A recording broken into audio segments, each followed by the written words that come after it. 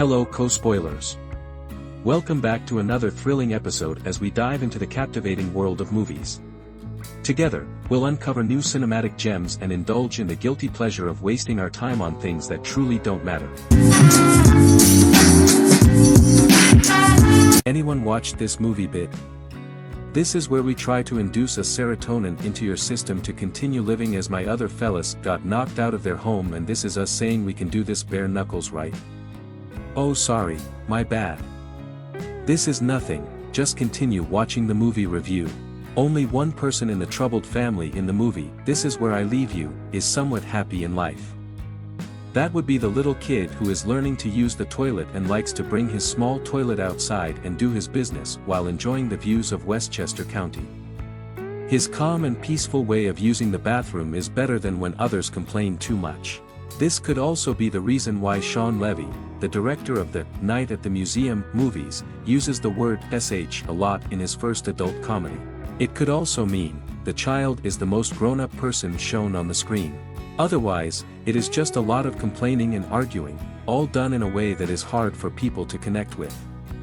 Certainly, the enjoyable appearance of experienced comic actors Jason Bateman and Tina Fey, alongside the currently popular actor Adam Driver and House of Cards star Corey Stoll, as a group of unhappy brothers and sisters, helps to hide the shortcomings of a screenplay that doesn't fully capture the essence of the original novel. Additionally, adding some pleasant diversion is the appearance of Jane Fonda, who looks more beautiful than ever at 76 years old. She now feels more comfortable using humor compared to when she was a young actress in the 1960s starring in Barefoot in the Park.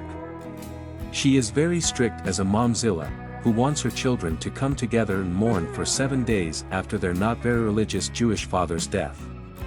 She said you are all in trouble. She tells her angry children about the tradition that their father supposedly wanted them to follow.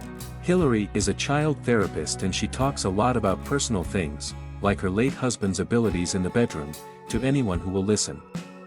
She became famous for writing a parenting book called Cradle Null, which made her family very angry because she shared private information about them with the world.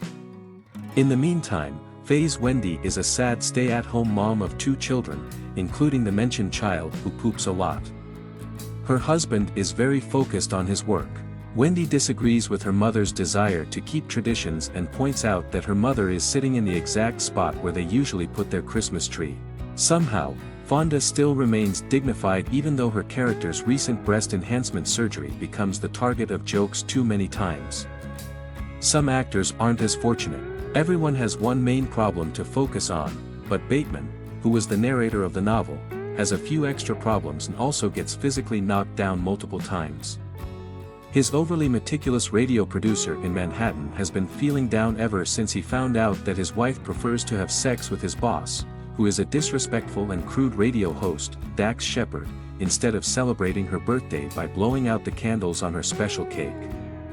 Losing everything at once, no job, no spouse, no home. And unfortunately, there is no father around at the moment. If someone almost makes This Is Where I Leave You okay, it would be Bateman. But he has been the highlight of many average movies so far in his career. And later in the movie, when the tone becomes more serious, he cannot handle the change effectively.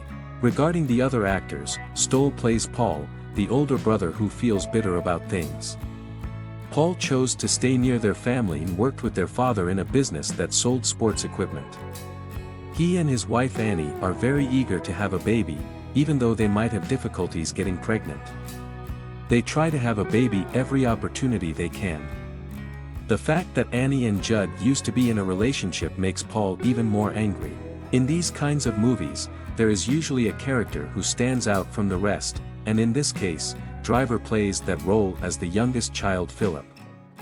Philip is a carefree and wealthy man who likes to show off his fancy car and attract older women.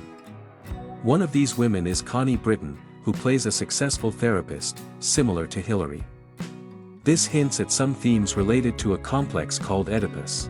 Yes, this crew makes funny one-liners that will make you laugh, but they sound like something a writer would say, not how a real person would say them.